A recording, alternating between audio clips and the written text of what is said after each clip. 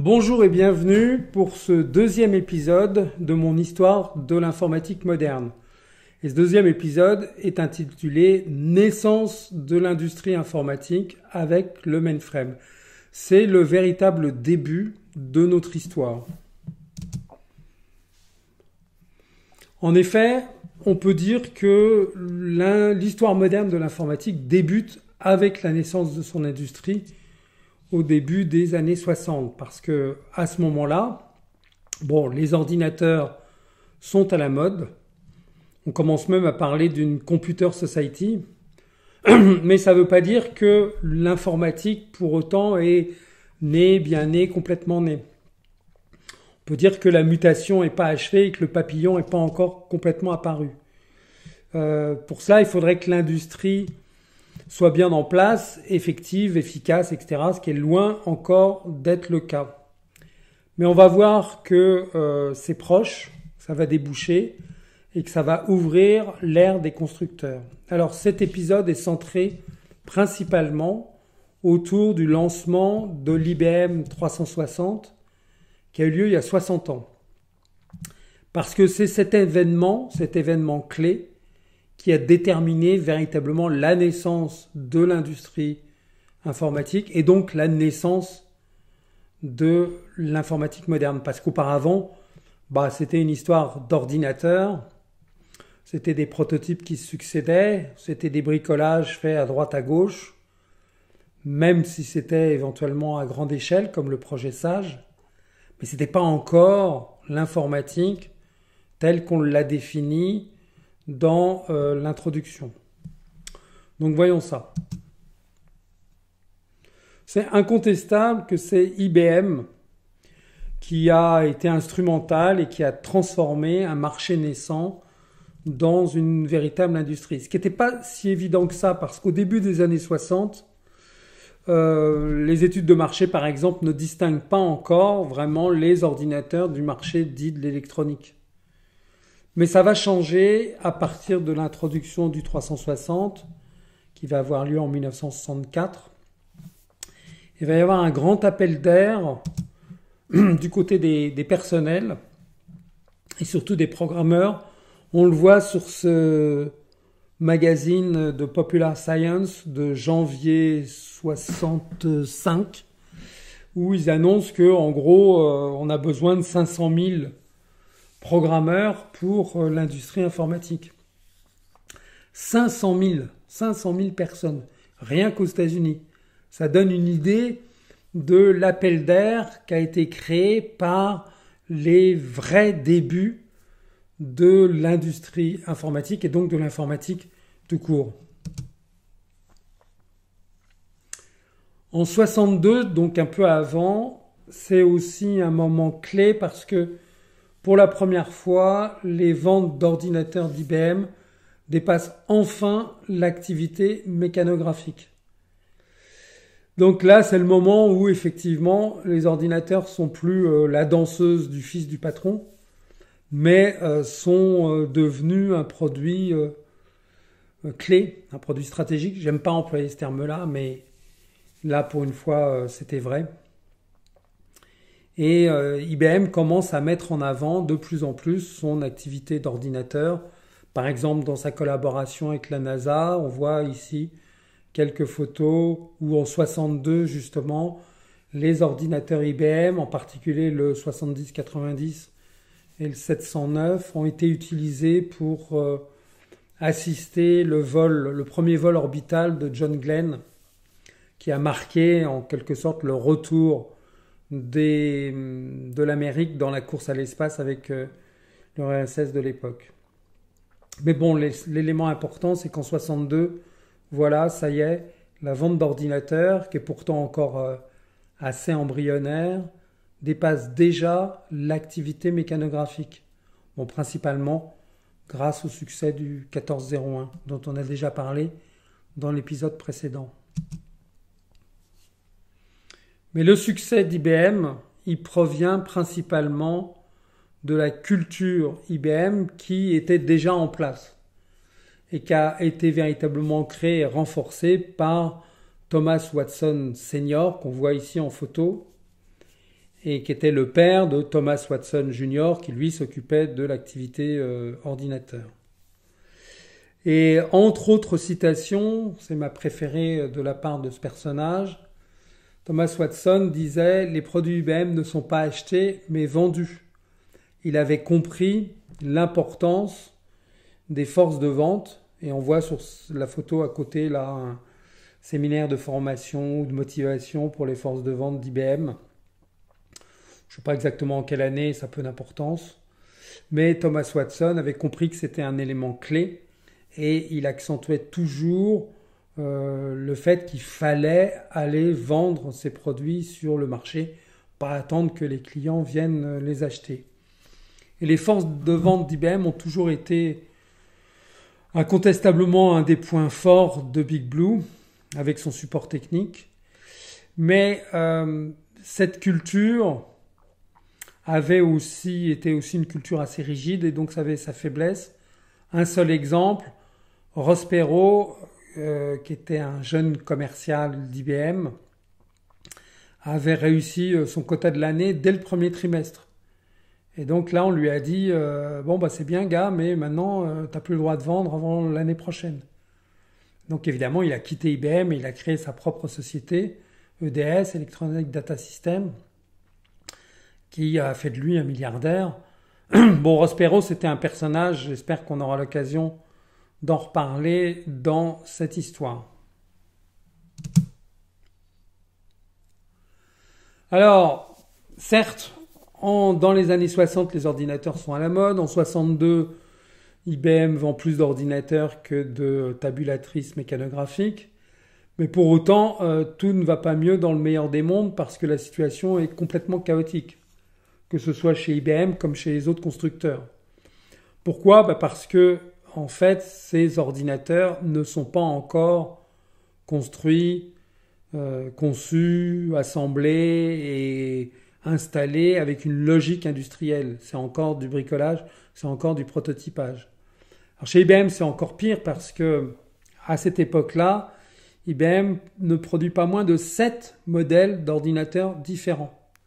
Et du coup, pour ces 7 modèles d'ordinateurs différents, produit 2500 circuits électroniques distincts. Et évidemment, il n'y a pas de réutilisation d'une machine à l'autre. Alors, c'est vraiment le chaos, c'est vraiment mal géré, c'est vraiment n'importe quoi. Parce qu'en plus de ça, non seulement les machines n'ont pas d'éléments communs les unes avec les autres, mais elles sont surtout complètement incompatibles les unes avec les autres. Ça veut dire que pour un client, quand il a besoin de monter en gamme, de passer à un ordinateur plus puissant, parce que, par exemple, la mémoire disponible est saturée, il veut développer de plus gros programmes, etc., eh bien, il est obligé de tout recommencer, de réécrire ses logiciels. Et à côté de ça, l'activité mécanographique, qui est encore un point important chez IBM, était complètement mature, bien alignée, avec une gamme, ça s'appelait la série 400, qui satisfaisait l'ensemble des clients. Et la rationalisation de la production avait réduit les coûts à tel point qu'IBM avait plus vraiment de concurrence sur ce marché et donc engrangeait des grands profits. Heureusement, parce que l'activité ordinateur, elle, n'était pas encore profitable. Cette question de la non-compatibilité, c'est une situation complètement insoutenable. Ça veut dire qu'à chaque fois, il faut tout réécrire, c'est ridicule. Ça veut dire qu'on ne peut pas bâtir, on ne peut pas capitaliser sur ces programmes. Ça empêche la naissance d'une véritable activité informatique au sens propre. Et du coup, pas IBM, mais Honeywell, un des concurrents d'IBM à l'époque, en profite avec le lancement du H200 qu'on voit ici en photo. Et dans ce H200, donc, qui était avec une électronique plus avancée que les ordinateurs d'IBM à l'époque, ce H200 est doté d'un programme qui s'appelle Liberator, qui permet en fait de reprendre les programmes écrits pour le 1401 d'IBM et sont exécutables telles quelles sur le H200. C'est un émulateur en quelque sorte. Donc le H200 est complètement compatible avec le 1401, mais avec une électronique plus avancée qui permet de proposer un rapport prix-performance plus séduisant, et du coup les clients suivent. Les clients suivent puisque dans la première semaine qui suivit l'annonce du H200, Honeywell reçut plus de commandes que lors des 8 années précédentes de son activité sur le marché informatique. L'arrivée du H200 coupa net le flux des commandes pour le 1401 d'IBM, et les prévisions étaient complètement alarmantes.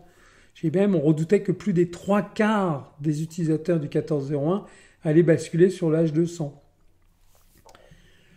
C'était un moment critique pour IBM parce que, entre-temps, justement, depuis le début des années 60, IBM était en crise et avait un méga projet pour résoudre cette crise. 10 ordinateurs différents pour adresser les différents marchés spécifiquement. C'était bien quand le marché était balbutiant, mais maintenant qu'il prenait véritablement son essor, et on le voyait avec l'initiative d'Honeywell et du H200, c'était plus jouable. Il fallait concevoir, développer et commercialiser un ordinateur universel, une gamme d'ordinateurs universels qui, du plus petit au plus grand, seraient compatibles entre eux. Ça voulait dire exécuter les mêmes logiciels systèmes.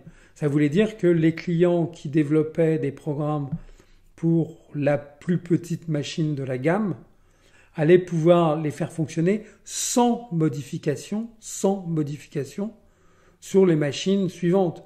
Ça voulait dire qu'un client, par exemple, pouvait monter en gamme dans les ordinateurs d'IBM pour suivre la progression de son activité sans avoir à réécrire ses logiciels.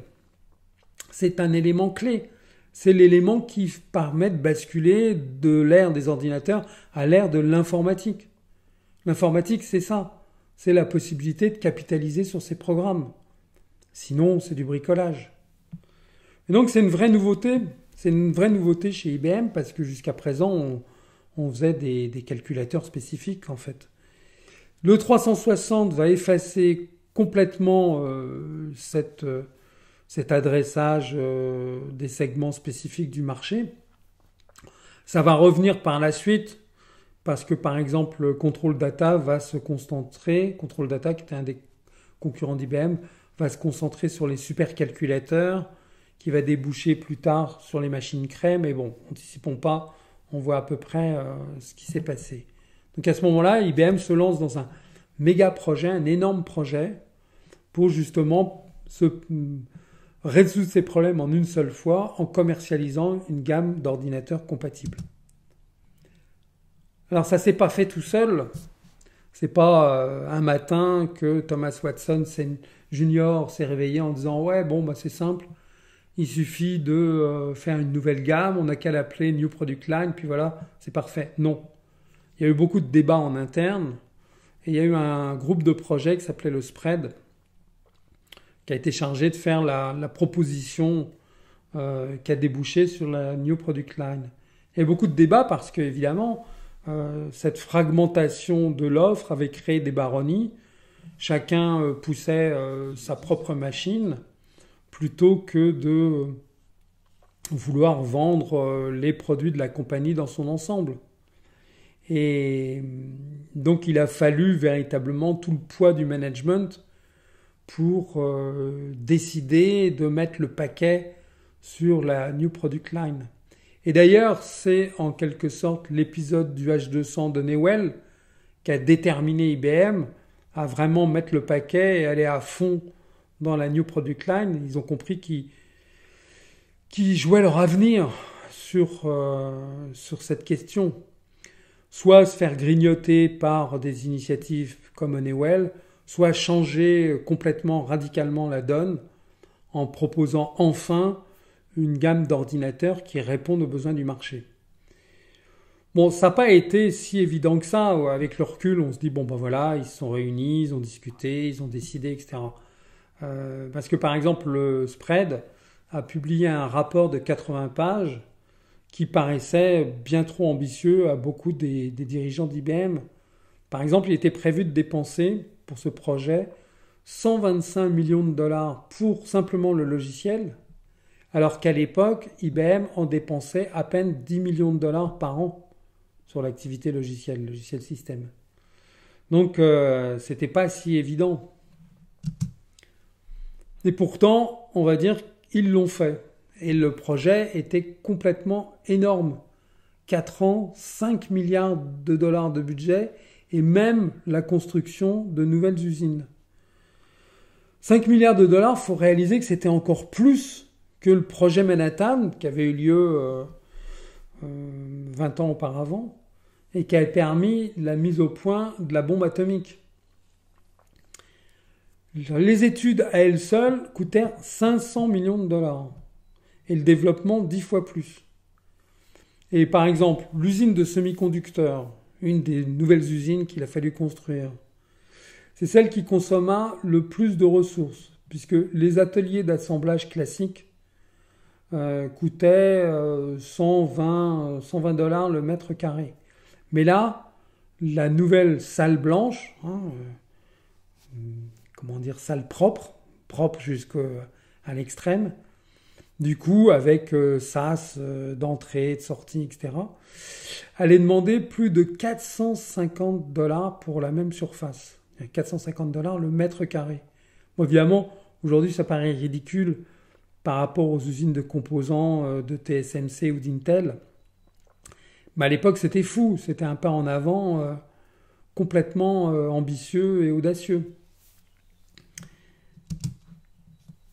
Le projet est plus ou moins resté secret jusqu'à son lancement en avril 64, donc il y a 60 ans. Faites les 60 ans en ce moment. Où enfin le 360 a été dévoilé à la presse et aux clients. Dans un premier temps, la gamme était limitée à 5 modèles, mais elle était accompagnée de 40 périphériques, dont la fameuse imprimante 1403 qui avait participé au succès de l'IBM 1401. D'ailleurs, cette imprimante va être utilisée jusque dans les années 80. Bon, IBM a bien retenu la leçon du H200 d'Honeywell puisque le 360 comportait en standard un émulateur du 1401, de façon à ce que la base installée puisse glisser en douceur, transiter en douceur depuis le 1401 vers les 360. Et ainsi, les clients du 1401 n'étaient plus tentés de passer à Honeywell, puisque IBM offrait enfin une voie d'évolution vers le haut qui paraissait attrayante, ambitieuse et qui avait de l'avenir. Ça n'a pas été évident quand même tout ça. Là, vraiment, il faut donner un coup de chapeau à IBM pour avoir osé et pour avoir réussi. La récompense a été à la hauteur du risque pris, puisque le succès a été immédiat, énorme et durable. Pendant 2 ans, l'afflux des commandes était tel que IBM ne put honorer que la moitié des 9000 commandes en attente. Pendant les 3 années qui ont suivi le lancement, les ventes et revenus de location du 360 montèrent à plus de 5 milliards de dollars. Donc en quelque sorte, l'investissement initial a été remboursé très rapidement. Du coup, IBM poursuit le mouvement et vraiment s'imposer comme le mastodonte du marché, ce qu'il était, a ouvert de nouvelles usines, a recruté et a fait monter ses effectifs jusqu'à 250 000 personnes dans le monde. Donc effectivement, il a été dit que le 360 était l'ordinateur fait par IBM qui a fait IBM. En grande partie, c'est vrai, c'est incontestable. Mais tout n'a pas été brillant et glorieux dans ce projet et dans ce succès, parce qu'il y a eu une phase sombre. C'est l'operating system du 360, surnommé OS 360, qui a été une grosse cata en termes de projet. C'est Fred Brooks qui nous le raconte, qui était le chef de projet du 360, qu'on a vu en photo déjà dans le slide précédent, et là qu'on voit il est un petit peu plus vieux, il présente son livre mythique qui a été un succès phénoménal, le mythique Moi Homme, qui a été réédité pendant des décennies, et qui est effectivement un livre de chevet que je recommande à tous les informaticiens. Il faut lire et relire ce livre parce que Fred Brooks découvre et expose les fondamentaux du logiciel à l'occasion de ce projet. Ce projet qui a été un bain de sang en fait, puisque au début il y avait une centaine de programmeurs mobilisés sur le S360 et ils sont montés à plus de 1000 au pic du projet. Il y avait même 5000 intervenants pour la doc, les tests, enfin tout l'ensemble. Le budget qui était important a explosé puisque finalement IBM a dépensé 4 fois plus que prévu pour un résultat médiocre. L'OS 360 dans ses premières versions était lent, buggé, incomplet, enfin bon, tout ça pour ça. Et bon, évidemment, par la suite, ça s'est comblé, mais il a fallu plusieurs années avant que l'OS 360 soit corrigé et complété. Fred Brooks en a tiré un certain nombre de leçons, mais la principale, c'est que sur un projet logiciel, ça sert à rien de faire grossir l'équipe. Les nouveaux arrivants ne font que rajouter du travail de management, de coordination et de communication, et donc du coup, on progresse pas, on va pas plus vite. C'est une leçon que l'industrie informatique dans son ensemble a dû réapprendre douloureusement encore et encore dans les décennies qui ont suivi. Mais en fait, elle est toujours d'actualité. Moi, je constate tout le temps que c'est une leçon qui n'a jamais été véritablement comprise par les informaticiens, quel que soit leur bord. On voit toujours des organisations se lancer dans des projets logiciels pharaoniques qui finissent inévitablement en bain de sang. Il semble que ce soit la malédiction principale de notre secteur. Le logiciel est l'élément déterminant, mais c'est également l'élément le plus difficile à gérer. Et ça, je constate qu'on ne l'a toujours pas vraiment compris. Revenons au 360, ça a été un tel succès que c'est devenu la base de l'architecture des mainframes, pas seulement chez IBM, également chez certains concurrents, on y reviendra. Et on peut dire que de nos jours, avec la série Z, les mainframes sont toujours d'une façon ou d'une autre des suites du 360, donc un succès énorme. C'est vraiment à partir du 360, j'insiste, je me répète beaucoup, mais bon, c'est vraiment la leçon, l'enseignement principal de cet épisode, ce qu'il faut retenir. C'est à partir du 360 que l'industrie, dans son ensemble, s'est mis à produire des systèmes compatibles et les clients à développer des logiciels pour ces systèmes. C'est à ce moment-là d'ailleurs que l'industrie a commencé à se segmenter avec certains des concurrents d'IBM qui ont choisi de développer des périphériques, par exemple, pour les systèmes d'IBM. C'est ce qu'on a appelé les plugs compatibles, avec Memorex, Telex, RCA, puis plus tard Amdahl, Comparex, Hitachi, des noms qu'on verra encore plus loin. Au début, ces concurrents se contentaient de faire quelques périphériques qui étaient compatibles jusqu'à la prise, du coup ils s'appelaient plugs compatibles. Donc au début, c'était simplement des dérouleurs de bande, des lecteurs de disques, des terminaux. Puis après, quand même, ils ont carrément fait des unités centrales, des CPU. Le premier, ça a été Amdahl, mais ça n'a pas été le seul. Dès la sortie du 360, RCA a essayé de concurrencer directement ce 360 en lançant une nouvelle gamme qui s'appelait Spectra 70, qui utilisait une électronique dernier cri, plus avancée que celle employé par IBM pour le 360, et qui donc, c'était à nouveau l'histoire Honeywell, qui présentait un rapport prix-performance plus favorable.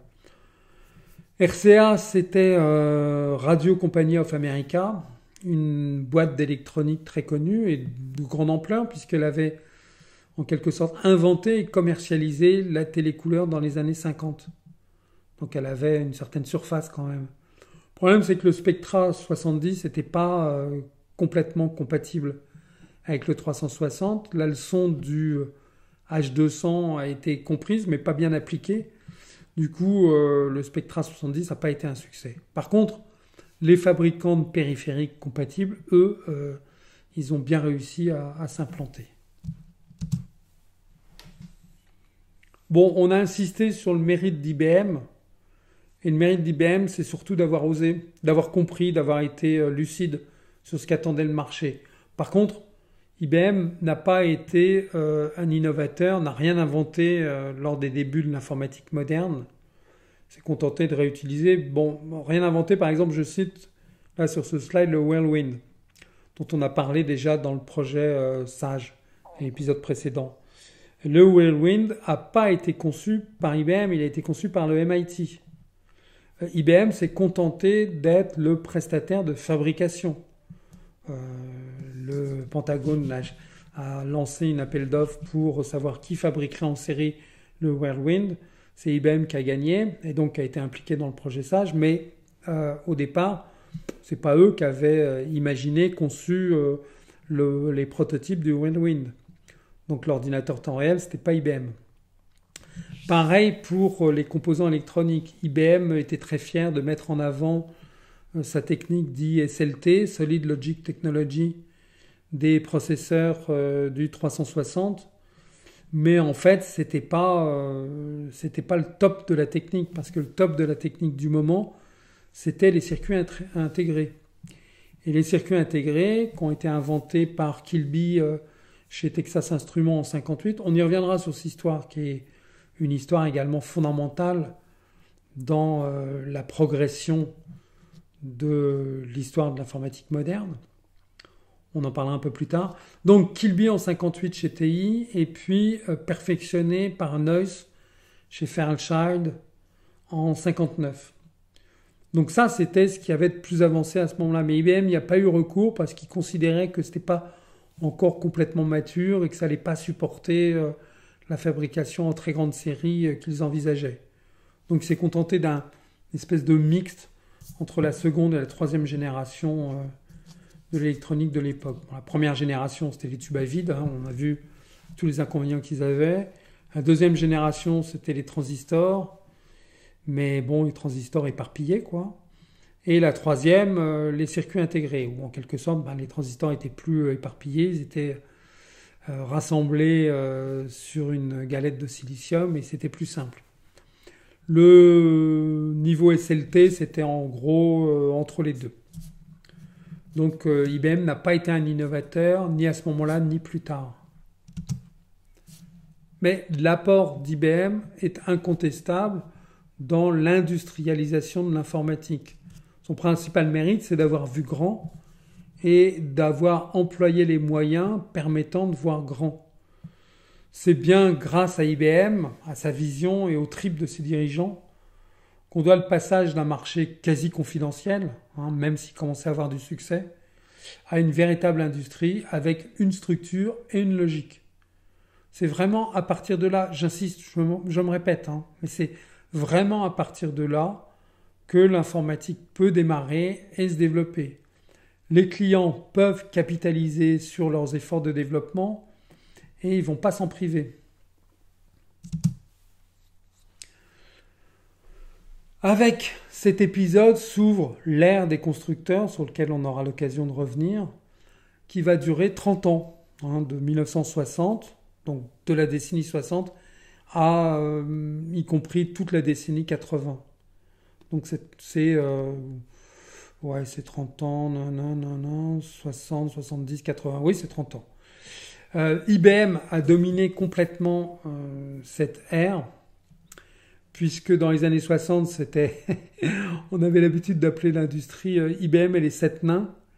Les 7 nains, c'était les concurrents qui tentaient de suivre.